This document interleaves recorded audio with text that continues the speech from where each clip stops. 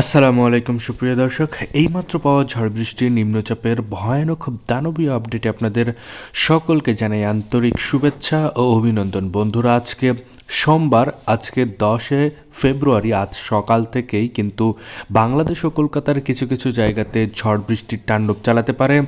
এছাড়াও বঙ্গোপসাগর উত্তাল থাকতে পারে আগামী 24 থেকে 48 ঘন্টার মধ্যে। বঙ্গোপসাগরের ওপরে নতুন করে লঘুচাপের নিম্নচাপের একটা পূর্বাভাস থাকছে বলে আশঙ্কা করা যাচ্ছে।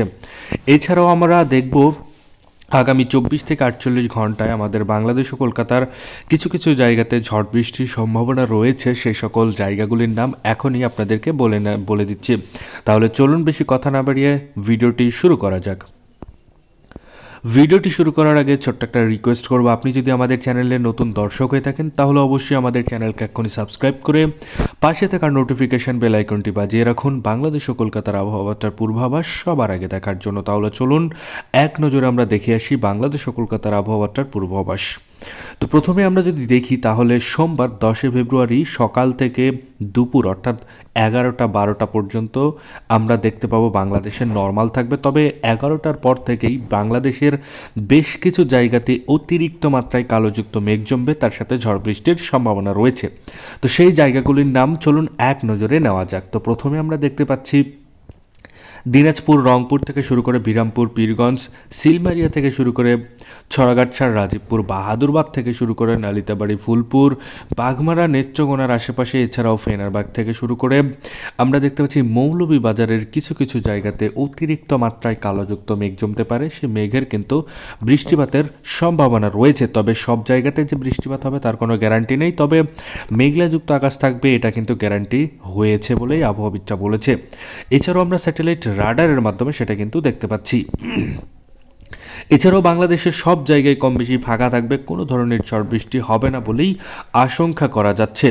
সকালে হয়তো বা কোনো কোনো জায়গাতে অর্থাৎ বাংলাদেশের 64টা জেলার কম বেশি সব জায়গাতেই কিন্তু সকাল থেকেই কিন্তু আমরা দেখতে পাবো কুয়াশার চাপ, কোনো জায়গাতে বেশি আবার কোনো জায়গাতে কম। তবে সকাল থেকেই কুয়াশার চাপ থাকবে বলেই আবহাওয়াবিদরা বলেছে।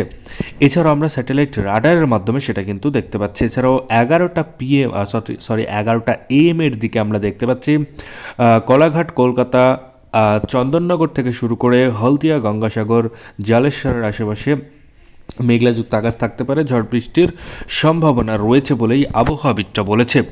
এছাড়াও আমরা যদি দেখি যে 12টা-1টা নাগাদ অর্থাৎ 12টা-1টা নাগাদ হতে হতে আরও একটু ভয়ানক আকার ধারণ করবে বাংলাদেশের বেশ কিছু জায়গায়। যেমন আমরা প্রথমেই দেখতে পাচ্ছি রংপুর থেকে শুরু করে সিলমারিয়া, দিনাজপুর থেকে শুরু করে সৈয়দপুর, এছাড়াও আমরা দেখতে পাচ্ছি বিরামপুর, পীরগঞ্জ, ছড়াগাছাড়, রাজীবপুর, বাহাদুরবাদ, এছাড়াও শিবগঞ্জ, বগুড়ার কিছু কিছু জায়গাতে। এছাড়াও আমরা দেখতে পাচ্ছি জামালপুর, নালিতাবাড়ি, ফুলপুরের আশেপাশে হালকা থেকে ঝাপসাযুক্ত আকাশ থাকতে পারে, ঝড় বৃষ্টির সম্ভাবনা আছে তবে কম আছে বলেই আশঙ্কা করা যাচ্ছে।